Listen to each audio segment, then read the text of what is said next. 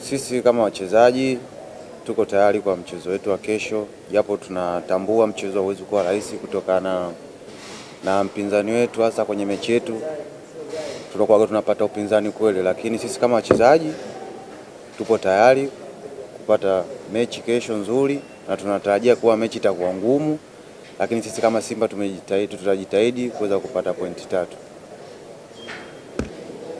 3. Sisi wachezaji, cha kwanza ni kuhamasishana, kwa sababu tunajua tumebakiza mechi chache kuweza kumalizia, na tunataka tumalizie vizuri kwa kila mchezo kuweza kupata pointi 3. Kwa hiyo hilo ndo kubwa kwetu. Okay. Nadhani sitokuwa mbali sana na mwalimu kama alivyozungumza hapa. Unaona kombe hilo ambalo tumecheza finali lishaisha, kwa saizi focus yetu yote ni kombe la ligi pamoja na FA. Kwa hiyo ile focus ambayo umetuona nayo kwenye klabu bingwa ndio hiyo ambayo utatuona nayo kwenye kombe la ligi au zaidi pia. Kwa hiyo sio kashangaa ukiona kwamba tumeongeza chachu zaidi, ila haiwezi kupungua zaidi, tutaongeza zaidi ya hiyo. Swali lingine?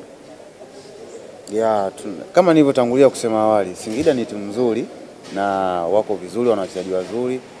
Kwa hiyo wao kupumzika muda mrefu na sisi kucheza mechi baada ya siku 2, sidhani kama kuna tatizo.